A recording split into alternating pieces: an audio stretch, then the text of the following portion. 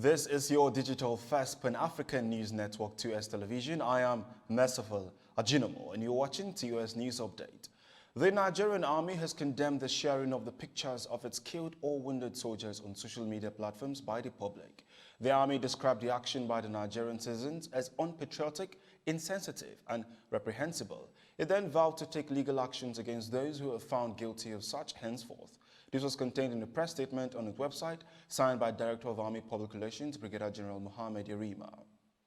Senator Smart Adeyemi, the lawmaker representing Kogi West Senatorial District, has decried the rate of insecurity in the land. In the video above, the lawmaker is seen contributing to a motion on insecurity on Tuesday in the upper chamber of the National Assembly in Abuja, the nation's capital. We have a chapter. We cannot keep quiet any longer. It has gotten to a point that we cannot sleep with our two eyes closed. We are not free. Our children are not free. The president must rise to the occasion. There's no nation that is so powerful that doesn't need support of other nations. Individuals cannot say you will leave the world without any other person with you. So we must rise. The situation is our security system has collapsed. It has failed. And because it has failed, we need to look for foreign support. It costs Nigeria nothing. Forget the ego, forget the superiority of Nigeria in African nation. Today, we are facing serious problems. If our nation is to survive this period, I'm not in doubt that the security architecture we have today cannot cope with what we are facing. Every part of this country is threatened. From the north to the south, nobody is safe. Nobody can travel 50 kilometers in our nation. I feel like shedding tears for a country that we grew up, where nobody harass you when you travel from Lagos to Maiduguri. I've done it in times past. Today I cannot travel from here to Kaduna to Niger State where I was born. The president must know that this is a bad time for our nation. We must look for foreign support to save this nation. This is my position, Mr. President. We must rise to it. They are killing people in the east, in the west, in the south, in the north. We should shut down the National Assembly. Let's shut down. If we cannot save this country, we stay in our homes. Our country is bleeding. People are in poverty. There's no food. People are hungry. Insecurity is threatening us. We cannot pretend. It's better we are not here. Than to not see that here people are dying. Every day Nigerians are dying. We must rise to the occasion. And submit, Mr. President. The Independent National Electoral Commission, INEC, has disclosed that the 2023 general election is scheduled to hold on the 18th of February 2023.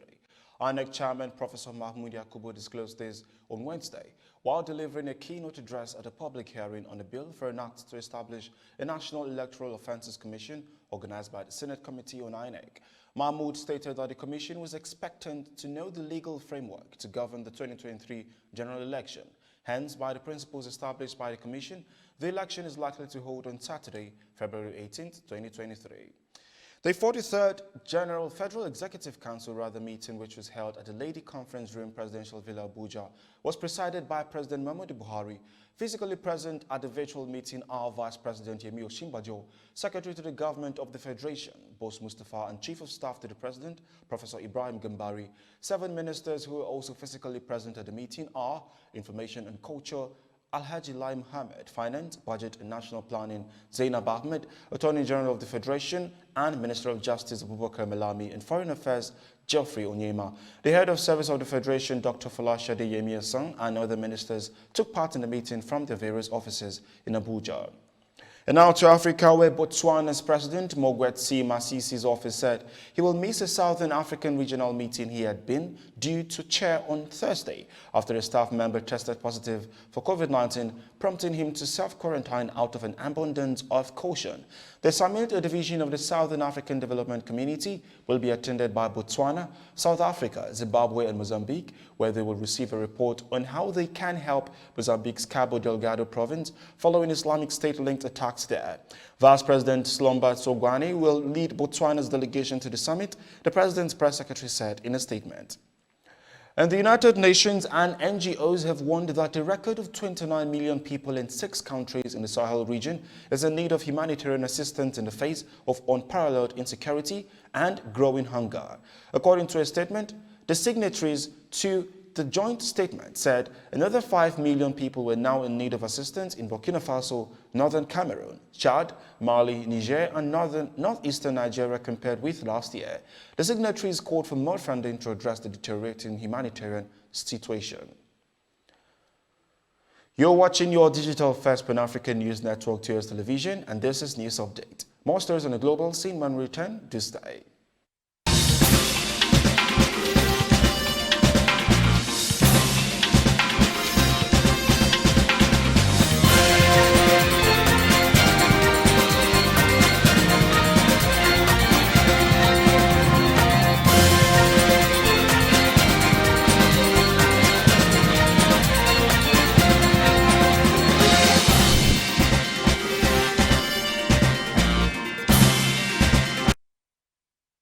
Thanks for staying.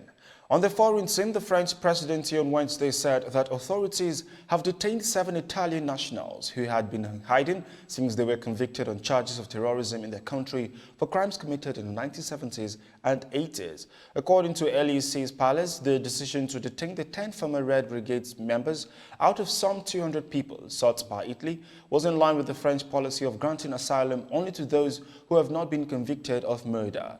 The Italian government had urged President Macron to extradite extreme left guerrillas who have been in hiding in his country for decades to avoid convictions.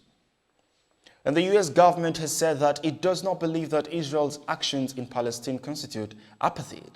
Earlier stated, Human Rights Watch issued a new report accusing Israel of committing crimes of apartheid and persecution against the Palestinian people in the occupied territories. Asked at a press conference whether the White House thinks the report is accurate, Press Secretary Jen Psaki said the State Department has its own rigorous process for making atrocity, discriminations, and reporting human rights abuse issues globally on an annual basis. And now to business. Benga Shobo, who is the current Deputy Managing Director of First Bank, has been appointed as the Managing Director of the bank.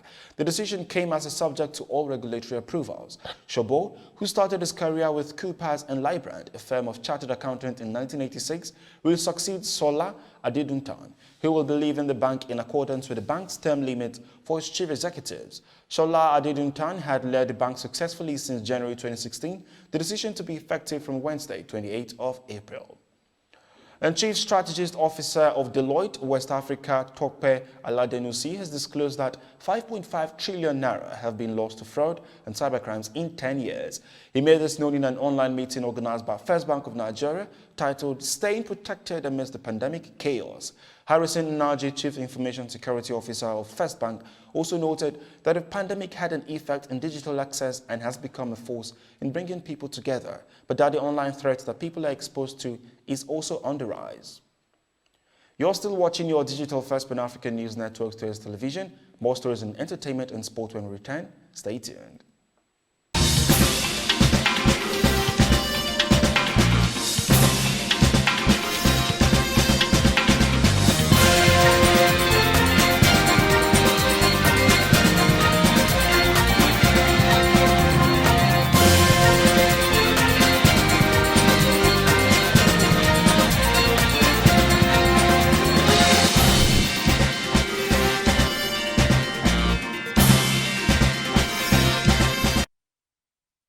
Welcome back.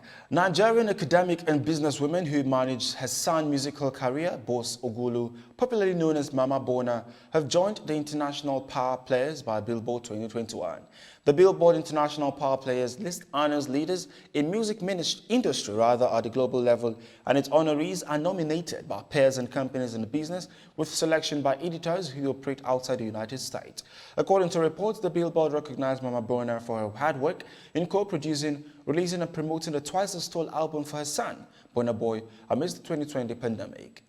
In the sports, Super Eagles coach Gernot Rohr has told Simi Nwankwo to leave Serie A side Crotone if he is to have any chance of playing in the senior national team again. Simi has had a record-breaking season with Crotone in the Italian top flight. The 28-year-old is in the joint third highest goal scorer in the Serie A with 19 goals, the most a Nigerian has managed in Europe's top 5 leagues. But despite his brilliant performances, it may still not be enough to get him a spot back in the Super Eagles squad. And that is TUS News Update on your digital first Pan-African News Network. For more update, visit www.tustvnetwork.com. Follow and like our social media handles on Facebook, Twitter, and Instagram. And remember to subscribe on YouTube. Stay with us and enjoy more programs. I am Merciful Ajinama. Thank you for watching.